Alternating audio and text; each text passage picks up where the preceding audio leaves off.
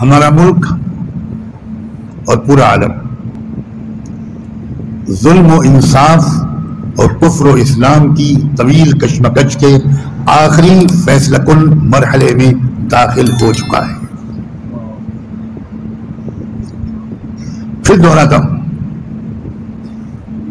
ہمارا ملک اور پوری دنیا ظلم و انصاف اور کفر و اسلام کے مسلسل کشمکش کے آخری مرحلے میں داخل ہو چکا ہے، اور یہ سب وہ ہو رہا ہے جو اللہ کے رسول صلی اللہ علیہ وآلہ وسلم صاف صاف بتا گئے تھے کہ یہ ہوگا، پھر یہ ہوگا، پھر یہ ہوگا، پھر یہ ہوگا۔ آج جو ہو رہا ہے اس سے جو حیرت، پریشانی، خوف، مایوسی وغیرہ جیسی کیفیات ہیں، یہ اس بات کا بین ثبوت ہے کہ ہمارا ایمان نہایت کمزور ہے، کیونکہ جو ایمان والے تھے الذین اذا قیل لهم الناس ان اللہ قد جمعوا لکم فاخشوہم،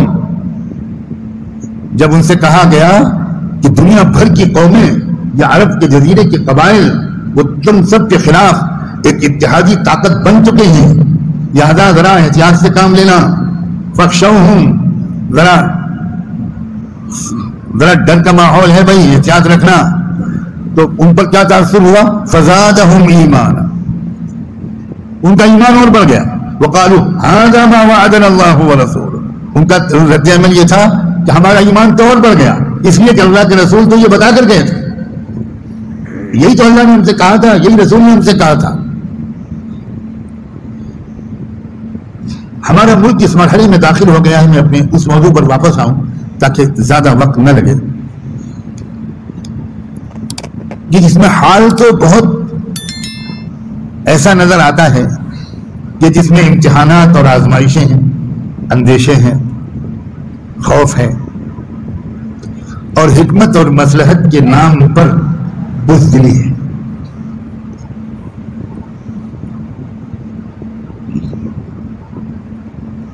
لیکن ملک کا مستقبل یہ نہیں ہے۔ میں تو شاید اس وقت دنیا سے جا چکا ہوں گا، لیکن شاید آپ نوجوان علماء اپنی آنکھوں سے اس روشن اور تابناک مستقبل کو دیکھنے کے لیے موجود ہوں گے، یا آپ کی اولادیں تو انشاءاللہ یقیناً موجود ہوں گی۔ ملک کا مستقبل بہت روشن ہے۔ هو الذي ينزل الغيث من بعد ما قنطوا وينشر رحمته، یہ اللہ نے اپنا ایک سسٹم اس آیت میں بتایا ہے کہ بارش اللہ تب بھیجتے ہیں جب لوگ مایوس ہو جاتے ہیں کہ اب تو لگتا ہے بارش نہیں ہوگی۔ اس عام مایوسی کے دور میں امید کی شمع ہر دل و دماغ میں روشن کرنا، یہ علماء کی اولین ذمہ داری ہے۔ میں دلیل پیش کرتا ہوں روشن مستقبل، کوئی خواب والی دلیل نہیں ہے۔ حضرت شاہ ولی اللہ رحمۃ اللہ علیہ کی کتاب ہے تفہیمات الہیہ،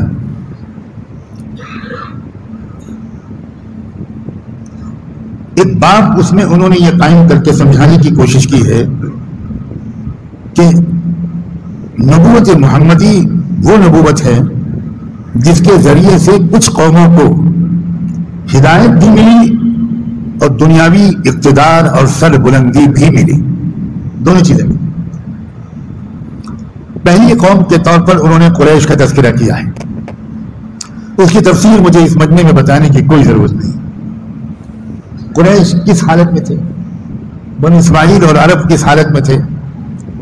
حضرت مولانا ابو الحسن علی ندوی قدس اللہ سرہ، وہ انہوں نے کویت کی ایک عربی تقریر میں نبوت محمدی سے پہلے عربوں کا اقوام عالم میں کیا مقام تھا، اس کو بیان کرنے کے لیے عربی کا جو جملہ بولا تھا وہ مجھے اس وقت یاد آیا ہے۔ اس میں انہوں نے یہ کہا تھا، کانت امتن معزولتن منعزلتن عن العالم زہد فیہا الطماعون، ایسی قوم تھے وہ کہ جو ساری دنیا سے الگ تھلگ کنارے پڑے ہوئے تھے، اور ساری دنیا نے ان کو الگ تھلگ کر دیا تھا. منعزلتاً معزولتاً زہد فیہا الطماعون، بڑے سے بڑے توسیع پسند حکمراں جو اپنے دوسرے ملکوں کو فتح کرنے کا شوق رکھتے تھے، فاتحین عالم، وہ بھی جزیرے عرب پر حکومت کرنے کی کبھی خواب بھی نہیں دیکھتے تھے. چھوڑ رکھا تھا انہوں نے یہ بنجر بے آب و گیاہ ملک، اس پر حکومت کر کے اسی پر خرچ کرنا پڑے گا، اس سے ہمیں کون سی آمدنی ہوگی، کون سا ٹیکس ملے گا. ایسی بچھڑی ہوئی قوم. حضرت شاہ صاحب نے بطور مثال پیش کیا کہ نبوت محمدی کے ذریعے بنو اسماعیل کو، عربوں کو، قریش کو ہدایت تو ملی ہی اور اعلیٰ ترین درجے کی ملی، اور امامت عالم بھی ملی. الائمۃ من قریش، خود اللہ کے رسول کا فرمان، اقتدار ملا، حکومت ملی، عزت ملی، غلبہ ملا، عروج ملا. اس کے بعد دوسری قوم کا انہوں نے تذکرہ کیا ہے حضرت شاہ ولی اللہ نے، تاتاری قوم کا، ترک قوم کا. تاتاریوں کے بارے میں بھی انہوں نے تفصیل سے لکھا ہے.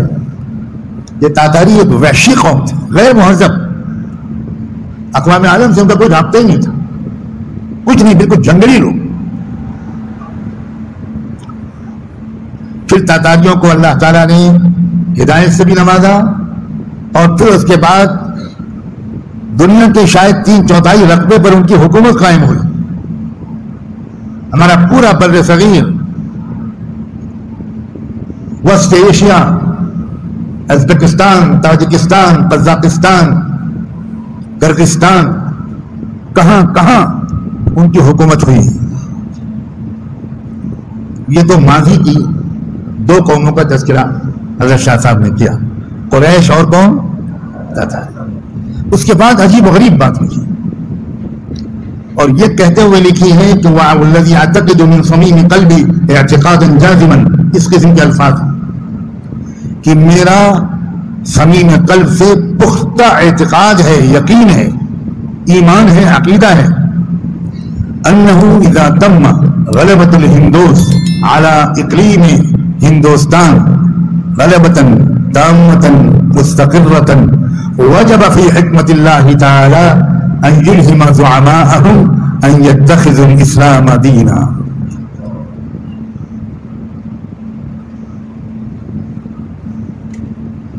شاہ صاحب لکھتے ہیں کہ جب اقلیم ہند پر ہندوؤں کا مکمل غلبہ اقتدار ہو جائے گا تو اللہ کے منصوبے میں یہ لازم ہو جائے گا کہ اس وقت ایسا ماحول بنے کہ ملک کے، ہند کے زعماء، قائدین، لیڈران، وہ اس فیصلے تک پہنچ جائیں گے کہ اسلام ہمارا دین ہے، اور پھر غالب اکثریت ایمان لے آئے. یہ ہے وہ روشن مستقبل. اب آپ یہاں پر یہ سوچیں گے کہ چلو اللہ کا شکر ہے، اطمینان سے سوئیں گے، کھائیں گے، ڈبل کا حلوہ کھائیں گے، خوبانی کا حلوہ کھائیں گے، مستقبل روشن ہے. واہ واہ، آج کے بیان میں آنا وصول ہو گیا، بس بس اب تو یہاں سے اٹھ کے چلے جائے تب بھی کوئی نقصان نہیں، کیونکہ اصل بات تو سننے کو آ گئی. اب مجھے بتاؤ کہ قریش کو، اللہ کے رسول کو مکے میں غلبہ بریانی کھاتے ہی آیا تھا، پتھر باندھ کے آیا تھا، ٹھنڈے چولہوں سے آیا تھا، فقر و فاقے سے آیا تھا، قربانیوں سے آیا تھا. بلال کا گھسیٹا جانا، خباب کا سولی پر چڑھایا جانا، لبنہ اور عنیزہ نام کی 2 کماری لڑکیاں، ان کو بے رحمی کے ساتھ قتل کیا جانا، عثمان ابن مظعون کو چٹائی میں لپیٹ کر دھوئیں میں دم گھوٹ کر مارا جانا، صدیق اکبر کی اتنی زیادہ پٹائی کہ چہرہ اتنا سوج گیا کہ ناک میں اور چہرے میں فرق ہی نظر نہیں آتا.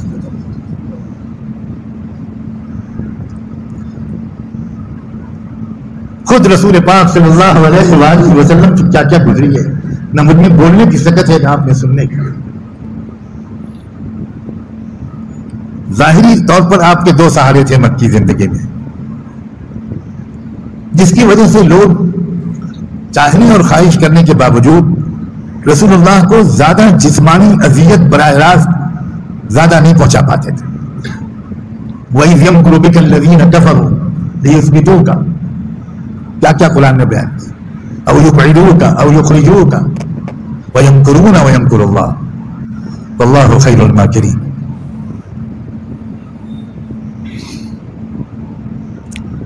دو ظاہری سہارے تھے آپ کے غمگسار وفادار.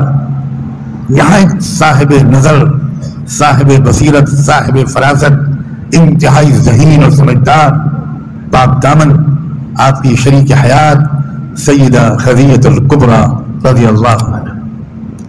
دن بھر آپ مکے والوں کی اذیتیں سہ کر، کوئی گالی دے رہا ہے، کوئی مذاق اڑا رہا ہے، کوئی تھوک رہا ہے، کوئی مجنون کہہ رہا ہے، پاگل کہہ رہا ہے، کوئی شاعر کہہ رہا ہے، کوئی جادوگر کہہ رہا ہے. ٹوٹے دل کے ساتھ آپ جب گھر میں واپس آتے تھے تو حضرت خدیجہ مسکراتے ہوئے آپ کا استقبال کرتی تھی اور حضور کہتے تھے خدیجہ تمہارے چہرے کے نور کو اللہ اور بڑھائے، تمہارا چہرہ دیکھ کر میں اپنا غم بھول جاتا ہوں. حضرت خدیجہ کا انتقال حضور پاک صلی اللہ علیہ وسلم کے لیے کتنا بڑا حادثہ تھا. اسے جس طرح امت کو بیان کیا جانا چاہیے. ہم اپنی عورتوں کی حق تلفی ہر طرح سے کرتے ہیں، یہاں تک کہ صحابیات کی حق تلفی بھی ہم سے بہت ہوئی ہے. ہم بھول جاتے ہیں کہ سب سے پہلے ایمان لانے کا شرف ایک عورت کو ملا، حضرت خدیجہ. ہم بھول جاتے ہیں کہ سب سے پہلے اسلام کے راستے میں اپنی جان دینے کا اعزاز مردوں کو نہیں ایک عورت کو ملا. یمن سے آئی ہوئی بوڑھی سمیہ، ان کو دو اونٹوں کے درمیان باندھ دیا گیا. ابو جہل تیر کمان لے کر کھڑا ہو گیا اور اس نے کہا کہ سمیہ کہو کہ محمد جھوٹے ہیں، ورنہ ابھی یہ تیر میرے کمان سے نکلے گا اور تیرے جسم کے ٹکڑے زمین پر بکھرے ہوئے ہم سب دیکھیں گے. بوڑھی سمیہ نے اپنی کمزور آواز میں جان ڈالتے ہوئے کہا اشہد ان لا الہ الا اللہ واشہد ان محمد رسول اللہ. شاید کلمہ پورا پڑھ بھی نہیں پائی تھی کہ ظالم کی تیر نکلا، حضرت سمیہ کے نازک مقام پر لگا اور ٹکڑے ہو گئے ان کے بدن کے. یہ پہلی لاش تھی جو مکے کی زمین پر راہ حق میں گری. یہ پہلا خون تھا جو بہا. اے مردوں، یہ شرف تھی مردوں کو نہیں ایک عورت کو پہلے حاصل. ہم تو جانتے ہی نہیں کہ انقلاب برپا کرنے میں عورتوں کا کیا کردار ہے.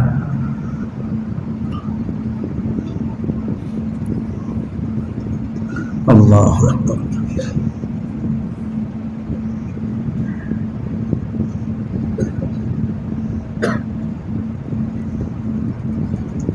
تو روشن مستقبل تاریخ ساز قربانیوں کے بعد آتا ہے. روشن مستقبل تمناؤں کے ذریعے نہیں آتا. مجھے کہنے کی اجازت دو کہ روشن مستقبل ان دعاؤں سے بھی نہیں آتا جن کے پیچھے قربانیاں نہ ہوں.